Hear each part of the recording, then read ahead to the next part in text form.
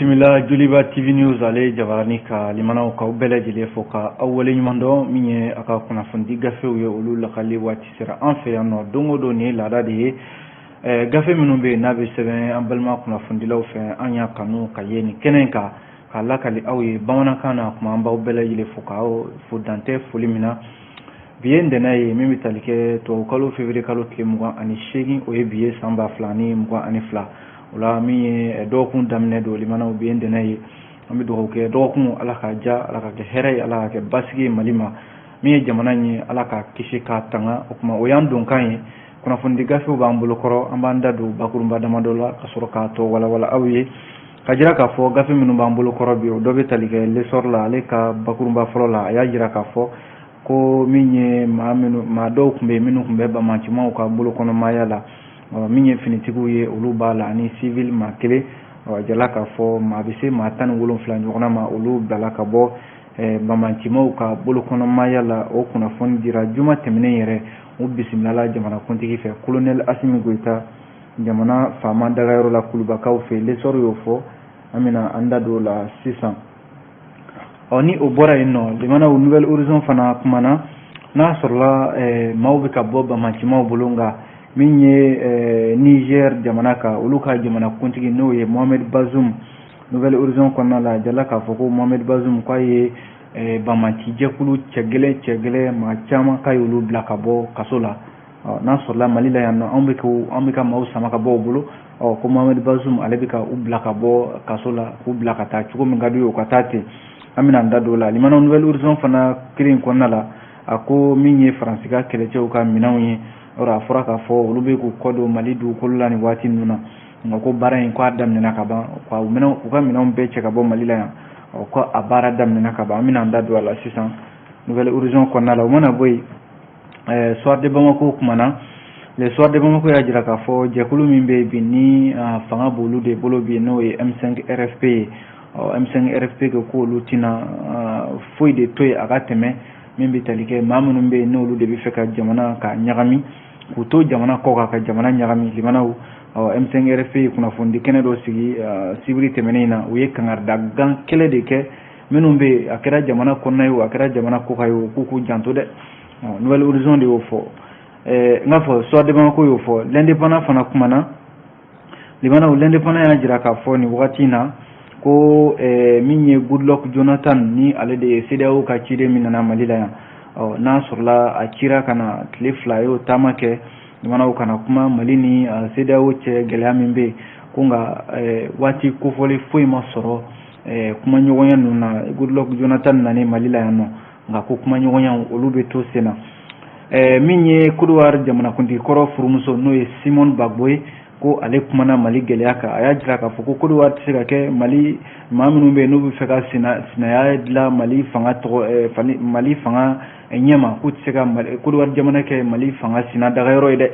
Simone Bagbo ale y'o kuma fɔ l'indépendant kɔnɔ an bɛ sɔrɔ ka kuncɛ ni min ye o ye le challenger y'a jira k'a fɔ an ka kɔɔri minnu bɛ yen n'a bɛ sɛnɛ Mali la yan limanaw ko taasira kura donna a kɔrɔ sabu a jala k'a fɔ an ka kɔɔri fɛn fɛn bɛ yen limanaw min ye Mauritanie ale port n'o ye Mauritanie danganba min bɛ yen ni bateau bɛ yen ko an ka kɔɔri k'a bɛɛ bɛna bɔ ka taa yen yɔrɔ fanfɛlaw la walasa ka se ka taa di a feerebaw ma challenger y'o ɲɛfɔ an bɛna an da don o fana na sisan nka yan'an ka se nin bɛɛ lajɛlen ma limanaw an b'a daminɛ ni partie du semaine l'essor de ale kumana l'essor y'a jira k'a fɔ limanaw tari sabu min ye maa 17 ɲɔgɔnna finitigiw maa 16 ka fara civil maa 1 kan ko ka sababu kɛ an ka finitigiw ka wulikajɔ yɛrɛ ye a jarala k'a fɔ ko ninnu kɔni bɔra bamancimaw ka bolokɔnɔmaya la walasa a jarala k'a fɔ ninnu limanaw min y'an ka finitigiw ye n'o ye force de défense et de sécurité juma tɛmɛnen na limanaw olu ka wulikajɔ de kɛra sababu ye ninnu bɔra bamancimaw ka bolokɔnɔmaya la a bɛ se maa 17 ma an y'a fɔ ten finitigiw b'a la min ye civil maa 1 n'o ye jamanaden gansan 1 o bɛ a ko hukumu kɔnɔna la k'u bisimilara kuluba jamanakuntigi ale yɛrɛ fɛ colonel Asimi Goita min ye premier ministre ye docteur Choguel Kokala Maïga ale yɛrɛ tun bɛ kɛnɛ kan ye ka taa se ministre de la défense et des anciens combattants, colonel Sadio Kamara, ani directeur général de l'Agence nationale de la sécurité d'État, ANC, colonel Modibo Kone, ale fana kumbe kenen kayino, nunu kumbe yorola. Ajala k'a fɔ ɲɔgɔn ye bannen kɔ kuma dira min ye fangabolo min ɲɛsinnen don an ka kɛlɛcɛw ani kɛlɛcɛkɔrɔw ka koɲɛ ma, ministre de la défense et des anciens combattants colonel Sadio Kamara limanaw ale kumana nin ko in kan kosɛbɛ. A ko nin ye jigiyaba de ye ka ɲɛsin Mali ma bi, sabu n'a fɔra ko maliden minnu bɛ yen ko olu bɛ bamacimaw bolo ka taa se finitigiw ma, ko jamana sera ka i jija ka olu sama ka bɔ bamacimaw ka tɔgɔ kɔnɔmaya la, ko kɔni ye jigiyaba ye wa o ye disi gosi ko ye bi. Colonel Sadio Kamara y'a jira k'a fɔ ni a tɛna to nin ma dɛ, an ka jamanaden fɛn fɛn bɛ yen, a kɛra jamana kɔnɔna maliden ye o, a kɛra maa wɛrɛ ye o minnu ni bamacimaw ye olu minɛ Mali dugukolo sanfɛ yan. Colonel Sadio Kamara y'a jira k'a fɔ ko jamana bɛ a seko bɛɛ lajɛlen kɛ walasa ka se ka ninnu minɛ ka bɔ bamacimaw bolo. Min ye Colonel Sadio Kamara ye halisa ka lakali la, a y'a jira k'a fɔ nin waleya min kɛlen filɛ nin ye limanaw ni maa bɛ se k'a fɔ ninnu kɔni dusukun salola bi, sabu a dɔw bɛ yen nɔ olu tun bɛ bamacimaw bolo a bɛ san 2 bɔ, dɔw yɛrɛ bɛ o tun bɛ bamacimaw bolo a ka ca ni san 2 ye. N'a fɔra ko olu y'u yɛrɛ sɔrɔ bi ka bɔ walejugu tigilamaw ka bolo kɔnɔmaya la limanaw ko tare. O la Colonel Sadio Kamara a y'a jira k'a fɔ nin waleya min kɛlen filɛ nin ye a na to senna Mali finitigiw ka baara hukumu kɔnɔna la, sabu jamana kɔrɔnfɛla n'a cɛmancɛ a jirala k'a fɔ nin maa kofɔlen ninnu kun minɛnen don bamacimaw bolo nin yɔrɔ kofɔlen ninnu de la. Ko bi Colonel Sadio Kamara ka fɔ la ko min ye jamana ye a bɛna ɲini maa o maa bɛ yen ko e bɛ sɔrɔ nin lahalaya in kɔnɔna la bi k'i bɛ bamacimaw bolo kɔnɔmaya la, jamana ko jamana ma ɲinɛ i kɔ dɛ, ko wa ko jamana bɛna wuli ka jɔ kɛ finitigiw ka hukumu kɔnɔna la, jamana ka se ka min ye jamanaden a kɛra maliden ye o a kɛra maa wɛrɛ ye o min bɛ nin walejugu tigilama ninnu bolo, jamanaw ka se ka u wɔgɔbɛ ka bɔ u tɛgɛ kɔnɔna la, ko jamana bɛna o baara kɛ don nataw la. O de ye kunnafoni yɛrɛ koloma yɔrɔ ye, an ye min bɔ l'essor kɔnɔ limanaw ni an ka jamana kɔnɔna la yan, n'a fɔra k'a fɔ tare ko nka Niger kaw fɛ yen a jirala k'a fɔ Niger jamana kuntigi ni o ye Mohamed Bazoum ko ale ye terroriste cɛ gɛlɛn maa 9 ɲɔgɔn na a ye olu bila ka bɔ kaso la. Min ye Niger jamana kuntigi ye Mohamed Bazoum, ale y'a kunnafoni lase k'a fɔ terroriste maa 9 ɲɔgɔn na tun b'a bolo kaso la a ka jamana ka yen nɔ, ko a ye olu bila ka bɔ kaso la. A jirala k'a fɔ kasobon min bɛ yen limanaw ni u ka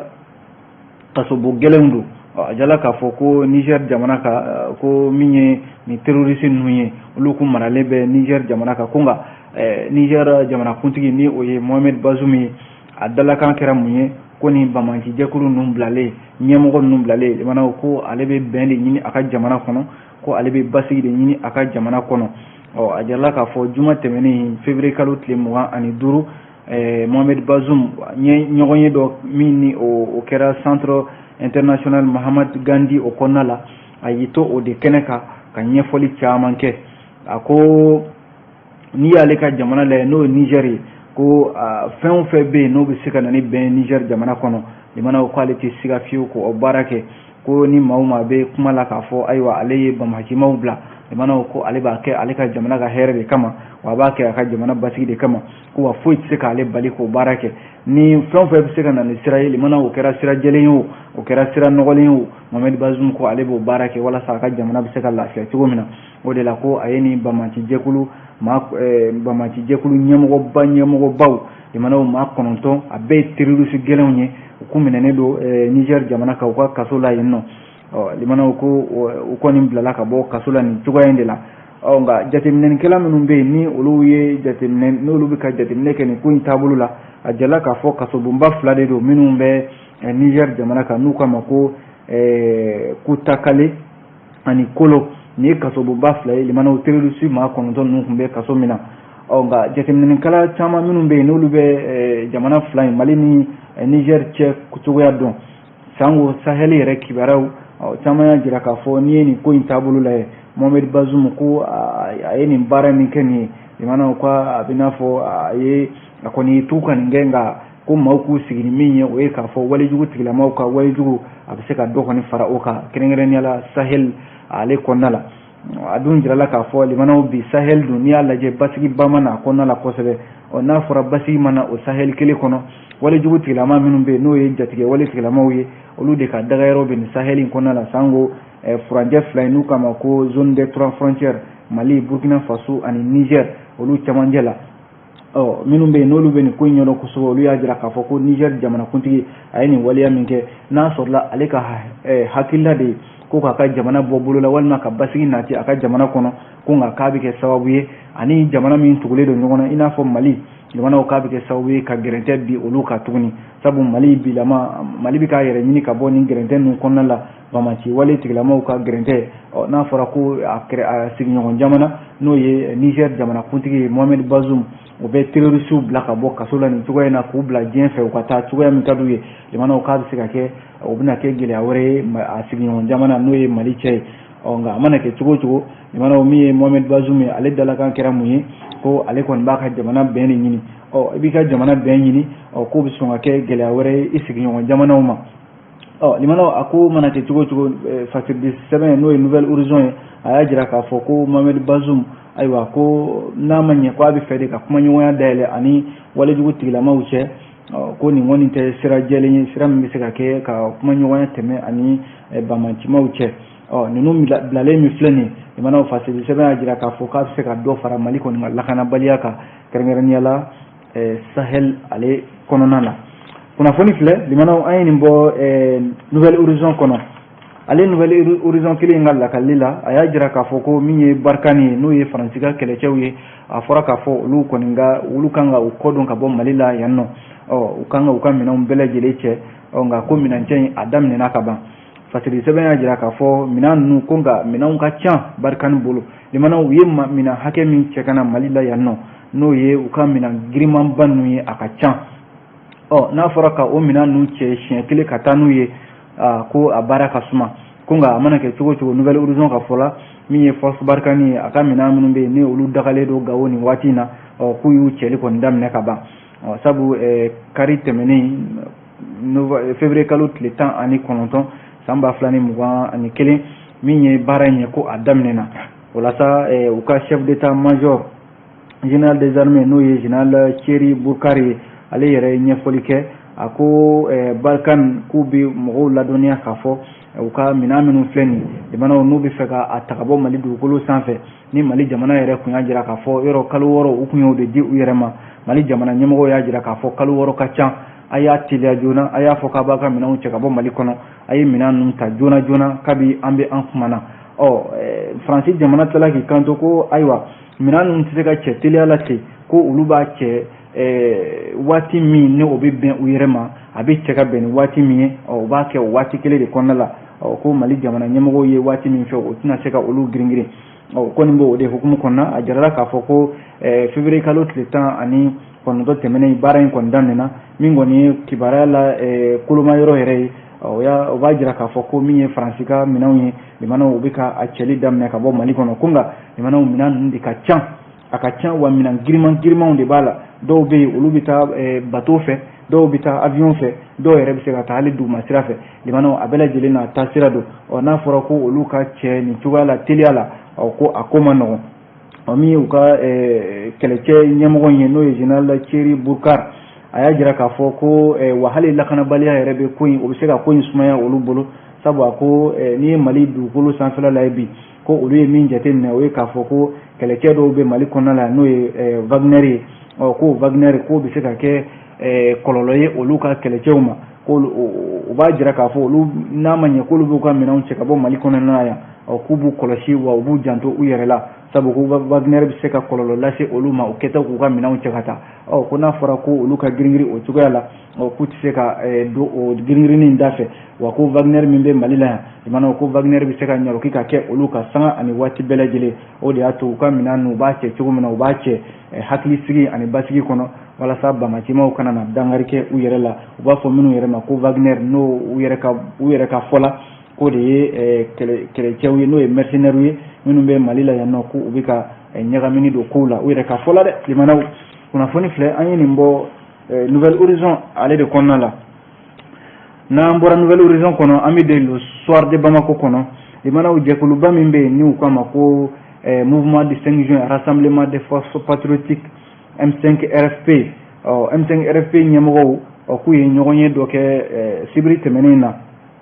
ɲɔgɔn ye mun bɔra kɔnɔna la k'u ye kangarida gɛlɛn de kɛ maaw ye maa minnu bɛ yen n'olu bɛ jamana kɔnɔ walima minnu bɛ sɔrɔ jamana kɔ kan jamanaw k'a f'u ɲɛna k'u kɔlɔsi ko olu kɔni sigilen don ka bɛɛ de lajɛ maa o maa bɛ yen ko e nana ye walima k'a fɔ de kuma bɛ bɔ i da walila walima kuma la k'i bɛ ka Mali jamana walima jamana ɲɛmɔgɔw k'i bɛ ka ko fereke ɲaami ta ka ɲɛsin u ma walima ka fereke don u sen na M5 RFP ɲɛmɔgɔw y'a jira k'a fɔ i n'olu kɔni bɛ ɲɔgɔn na walima i na olu jɔlen sɔrɔ i ɲɛ walasa u ye ɲɔgɔn ye min kɛ sibiri tɛmɛnen février kalo tile 26 kunnafonidilaw tɔgɔ la suba la maison de la presse Bamako yan nɔ ko k'u bɛ kangarida gɛlɛn kɛ a kɛra fanga sina ye wo a kɛra CEDEAO ye wo a kɛra hali Barkani yɛrɛ min na u bɛ Mali la yan n'a fɔra ko k'a ka minɛnw cɛ ka bɔ Mali la yan nɔ jamanaw a kɛra fɛn o fɛn ye jɛkulu o jɛkulu min bɛ sɔrɔ Mali la yan min bɛ sɔrɔ jamana kɔ kan jamanaw k'u bɛ kangarida gɛlɛn kɛ a bɛɛ lajɛlen o la M5 RFP ma u ye kumakan dɔ lase n'o ye communiqué dɔ ye o kalanna Buba Traoré tɔgɔ dɔ fɛ ale yɛrɛ ye ɲɛmaa dankan ye a ko M5 RFP bɛ kangarida gɛlɛn kɛ minnu bɛ yen ni olu bɛ dibi ko la bi n'u b'u k'u dogo maa wɛrɛw kɔfɛ k'u bɛ fɛ ka furancɛla fanga in ka basigibaliya don a kɔnɔna la ko u kɔni tɛna hinɛ a mɔgɔ si la bi sabu ko u ye jateminɛ min kɛ o ye k'a fɔ a kɛra Mali kɔnɔna la yan o a kɛra Mali kɔkan ye o ko maa dɔw bɛ yen minnu bɛ ka wulikajɔ kɛ k'a fɔ k'u tɛna fanga lakodɔn masi kalo natɔ ye tile 25 ko wa k'u ye min mɛn fana o ye k'a fɔ kabi Côte jamana kan ko maa dɔ bɛ yen min ye jɛkulu ɲɛmaa ye n'u k'a ma mouvement faso danbe ko ale na kɛ Mali jamana ɲɛmɔgɔ ye min ye février kalo tile 27 ni o tɛmɛna ale yɛrɛ nana ka gouvernement sigi ale yɛrɛ na kɛ jamana kuntigi ye n'o ye kɛrɛnkɛrɛnnen la Ayineya I Kamara ye limanaw ni n'a ɲɔgɔnna kuma minnu bɛ sen na k'a fɔ ko furancɛla fanga u bɛ fɛ ka basigibaliya don a kɔnɔ min ye M5 RFP cɛbaw ye olu y'a jira k'a fɔ olu kɔni sigilen don ka bɛɛ lajɛlen lamɛn wa u bɛ ka bɛɛ lajɛlen ka baarakɛtaw jateminɛ ko n'a nana kɛ maa o maa bɛ yen ko e nana ye nin baara ninnu na k'i bɛ fɛ ka furancɛla fanga i bɛ fɛ ka fereke de don a la walima ka baara ɲagami u bolo M5 RFP ko i na olu jɔlen sɔrɔ i ɲɛ wa i ni min ka kan olu fana o da i kan jamana u y'u da don hali Barkani ka minɛn minnu bɛ yan n'olu kan ka cɛ ka bɔ yan ani min ye Faransi ka lasigiden min tun bɛ yan n'o fana gɛnna Joël Meyer ani CEDEAO kɛlen don ka ɲangi min bi Mali ka bi ani UEMOA M5 RFP y'i da don nin bɛɛ lajɛlen la hali bɛnkan sɛbɛn min bolonɔ bilala Mali kɔnɔna la walasa bɛn bɛ se ka sabati accord pour la paix et la réconciliation issue du processus d'Alger ale baaraw bɛ k'a labɛn cogo min na M5 RFP maaw y'a bɛɛ lajɛlen mɔ k'a kɛ bakurunba kelen k'a fɔ nin fɛn fɛn filɛ senna nin ye gouvernement bɛ ka baara kɛ nin bɛɛ lajɛlen sira kan ko nka olu minnu ni olu ye fasoden jama ye olu bɛ kangarida gɛlɛn kɛ maaw ye maa min o bɛ yen nɔ jamanaw ko e bɛ fɛ ka furancɛla fanga k'i tɛgɛ tara a la walima i bɛ ka kuma fɔ k'a fɔ i bɛ ka furancɛla fanga i bɛ ka fereke don a la jamanaw ko i na olu jɔlen sɔrɔ ɲɛ wa olu tɛna i to yen i ka dantɛmɛ wale ta ka ɲɛsin jamana kuntigi colonel Assimi Goïta walima premier ministre docteur Choguel Kokala Maïga walima gouvernement maa o maa bɛ yen ko bɛ jamana kɔnɔna la yan k'i ka ko wɛrɛ ta ka ɲɛsin olu ma ayiwa kunnafoni filɛ limanaw an ye nin bɔ le soir de Bamako kɔnɔ n'an bɔra soir de Bamako kɔnɔ an bɛ don l'indépendant face du sɛbɛn ale kɔnɔna la ale kumana limanaw a kumana a y'a jira k'a fɔ ko Côte d'Ivoire jamana kuntigi kɔrɔ furumuso n'o ye Simone Gbagbo limanaw ko Simone Gbagbo a kumana Mali gɛlɛya kan nin wagati in na a ye mun fɔ a ko Côte d'Ivoire tɛ se ka kɛ maa si ka dogotu ye bi k'i bɛ taa i dogo Côte d'Ivoire jamana kan ko k'i ka fanga sina baara kɛ olu ka jamana kan Simone Gbagbo ale ye Laurent Gbagbo furumuso de ye limanaw min ye Côte d'Ivoire jamana kuntigi kɔrɔ o furumuso don limanaw a kumana bɔlɔlɔw sanfɛ kuma minnu ni a carila fan bɛɛ lajɛlen fɛ tarata février kalo tile 22 tɛmɛnen na limanaw a jala k'a fɔ jɛkulu dɔ bɛ yen n'u ka mouvement républicain ani coalition faso danbe o ɲɛmɔgɔ ye cɛ dɔ ye u k'a ma ko Ayineya Ibrahim Kamara ale de ye a jira k'a fɔ ko ni février kalo tile 27 ni o tɛmɛna ka ban ale bɛna ka gouvernement sigi wa ale de ye jamana kuntigi ye kabi o kuma in fɔra limanaw ama danshito min ye Côte jamana kunti kɔrɔ furumuso in na n'o ye Simone Yvette Gbagbo a y'a jira k'a fɔ ko bi ko Côte jamana tɛ se ka kɛ maaw ka dogotu ye minnu bɛ taa u yɛrɛ dogo Côte jamana kan k'a fɔ k'u bɛ fanga sina baara kɛ kɛrɛnkɛrɛnnenya Mali fanga sina baara o la sa yɔrɔ cɛ in n'o ye Ayenia Ibrahim Kamara a ko olu tɛna fanga lakodɔn faranjɛla fanga min bɛ Mali kɔnɔ la yan février kalo tile 27 ko wa k'u bɛna gouvernement dɔ sigi n'o ye fasoden jama ka gouvernement n'u kama gouvernement civil limanaw ko wa k'u bɛna kalata labɛn kalo 6 kɔnɔna la Ayenia Ibrahim Kamara a ka fɔ la a ye ni kunnafoni di kunnafoni kɛnɛ dɔ senfɛ Abidjan plateau yɔrɔ min bɛ n'u kama ko jardin des rails o la sa limanaw kuma in fɔlen min ye Simone Gbagbo ye ale y'a jira k'a fɔ ko olu ka dɛmɛ bɛ Mali jamanadenw yɔrɔ u ka dɛmɛ ale yɛrɛ ka dɛmɛ bɛ Mali faranjɛla fanga o yɔrɔ ko n'i y'a ye bi jamana bɛ nin taabolo in ka faranjɛla fanga bɛ k'a mara o ye de k'a fɔ ko fanga dɔ de tɛmɛna jamanadenw ma sɔn fanga min ye ko faranjɛla fanga de nakun filɛ nin limanaw n'i y'o dun jateminɛ kuma in bɛ fɔ waati min na o y'a sɔrɔ jamanakuntigi kɔrɔ o denkɛ Karim Keita ale dagalen don Côte jamana kan nin waati in na limanaw ko in a bɛɛ dan bɛ ɲɔgɔn kɔrɔ min ye Simone Gbagbo a y'a jira k'a fɔ ko ale bɛ min ɲini Mali jamanadenw fɛ minnu bɛ yen n'u bɛ ka nin baara ninnu kɛ Côte jamana kɔnɔ k'u kana Mali jamana ani Côte jamana bila ɲɔgɔn na sabu jamana fila in den bɛɛ lajɛlen ye terima jamanaw de ye ko n'i y'a ye bi ko dɔ bɛ t'i sigi Côte jamana kɔnɔna la k'a fɔ ko i bɛ ka fanga sina baara kɛ Côte jamana kɔnɔ ko y'a de k'a fɔ ayiwa i bɛ fɛ ka baara wɛrɛ de i bɛ fɛ ka ko wɛrɛ de wuli i bɛ fɛ ka bɛnbaliya de don Mali jamana ani Côte jamana cɛ a dun jirala k'a fɔ Côte ka den bɛɛ lajɛlen ani Malien den bɛɛ lajɛlen kelen ye a bɛɛ bɛ don da kelen fɛ ka bɔ da kelen fɛ min ye Simone Gbagbo ye a ko a bɛ min ɲini nin maa kofɔlen ninnu fɛ kɛrɛnkɛrɛnnenya la a ye cɛ in yɛrɛ ta a tɔgɔ ma n'o ye Ayenia Ibrahim Kamara ye k'a fɔ a ɲɛna ko n'a b'a ka kuma fɔ a ka taa fɔ Mali la a kana na Côte jamana ani Mali jamanadenw bila ɲɔgɔn na limanaw o waati kelen o y'a sɔrɔ CEDEAO kelen don ka ɲangi min bi Mali kan ni UEMOA Simone Gbagbo a y'i da don nin bɛɛ lajɛlen la a ko CEDEAO ni UEMOA ye ɲangi min bi Mali kan limanaw ko a ɲɔgɔnna kokolon fila tɛ yen k'u bagara Mali ma de u bagara malidenw ma ko wa n'i y'a ye u ye nin ɲangi in ta a ɲɛsin Mali jamana ma ko a bɛn'a fɔ u bɛ ka tajuru sara de kɛ Mali jamanadenw na sabu jamanaden caman y'a jira k'a fɔ k'u bɛ faranjɛla fanga in kɔ ko k'a jira jamanadenw na k'a fɔ ayiwa a bɛ sira min ka nin a bɛ ka tugu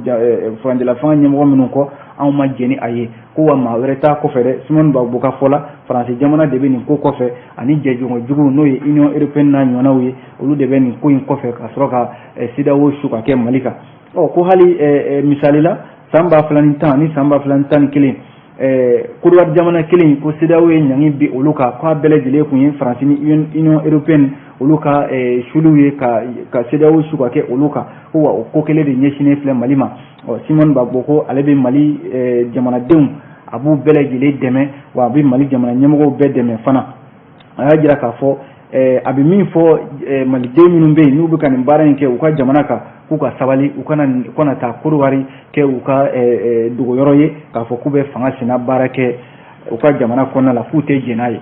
ayiwa kunnafoni filɛ limanaw l'indépendant de y'a fɔ yan'an ka bɔ indépendant kelen kɔnɔ limanaw a jala k'a fɔ tile fila taama Goodluck Jonathan ale min ye Nigeria jamanakuntigi kɔrɔ ye ale nana kokura Mali la yan nɔ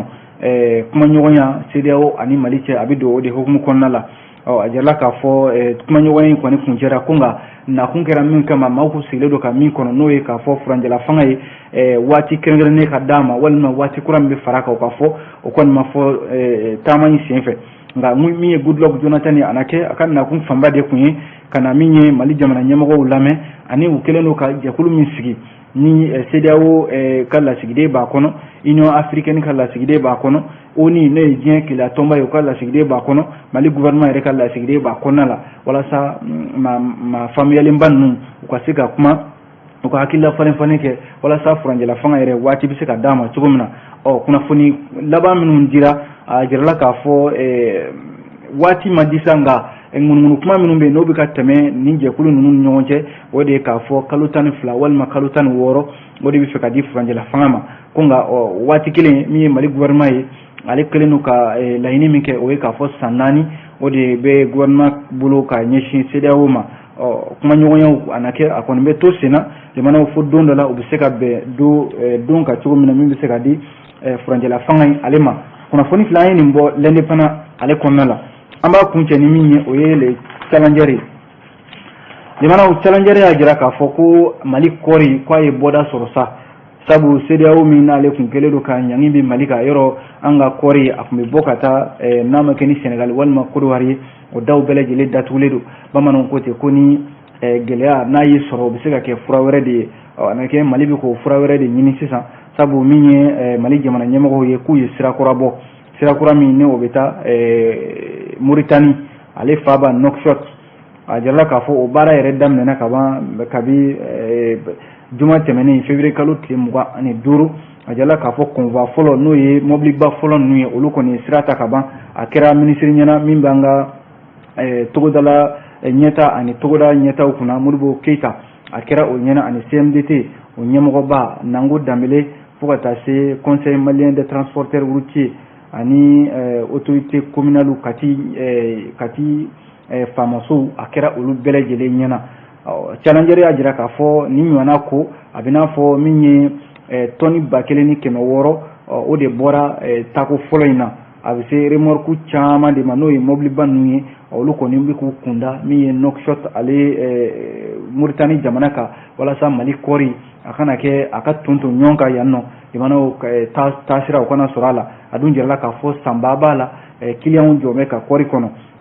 ko ni gɛlɛya y'i sɔrɔ limanaw a bɛ se ka kɛ sababu ye i ka sira wɛrɛ ɲini k'o sira wɛrɛ de sɔrɔlen filɛ nin ye wa a na kɛ o de bɛna kɛ Mali yɛrɛ ma hɛrɛ ye sabu bi na sira fila min n'o sɔrɔla o ye Mauritanie ani La Guinée Conakry ye Mali bɛ se k'a ka minɛnw bɔ ka taa n'a ye jamana kɔ kan ka sɔrɔ ka t'u feere cogo min na yanni CEDEAO ale ka embargo o ka wuli min ye Modibo Keita ye ale min bɛ an ka togoda ɲɛtaw kunna a y'a jira k'a fɔ ko CEDEAO ka ɲangi minnu bennen don Mali kan n'a kɛlen don ka Mali sɔrɔ k'a nagasi kosɛbɛ an tɛ se k'an sigi o gɛlɛya in kunna k'an bolo da an sen kan ko Mali jamana de y'a ɲini sisan ani min ye CMDT baarakɛlaw ani conseil malien des transports routiers u ka hakilila falen k'a lajɛ sira min bɛ se ka bɔ Mali kɔri a bɛ se ka bɔ ka taa feere cogo min na sira min sɔrɔla nin ye ni bɛn kɛr'o la o ye k'a fɔ Mauritanie sira in yɛrɛ ko sira dunan tɛ koyi an ka mobilibolilaw n'o ye chauffeur ninnu ye u bɛ sira in dɔn i n'a fɔ u tɛgɛ ci ko a baara daminɛna tɔni min bɛ ka bɔ sisan limanaw a bɛ se tɔni 1600 ɲɔgɔnna ma k'u ye sira ta ka ban kunnafoni filɛ limanaw challenger ale de y'a fɔ a bɛ dan sigi kunnafoni gafew la an sera ka min lakale aw ye bi o la an b'aw fo k'aw bɛɛ lajɛlen waleɲuman dɔn a ka lamɛnniko ani ka filɛliko ɲuman na an bɛ foli di min ye an dɛmɛbaaw ma n'o ye kanam ani amo maaw ye olu de kɛmɛ ka jɛmukan in ta ka yanga an filɛbaw o kuma an b'a fɔ a k'an bɛn sini gafe kuraw bɛ bɔ an bɛna olu lakale aw ye a k'an bɛn diɲɛ waati wɛrɛ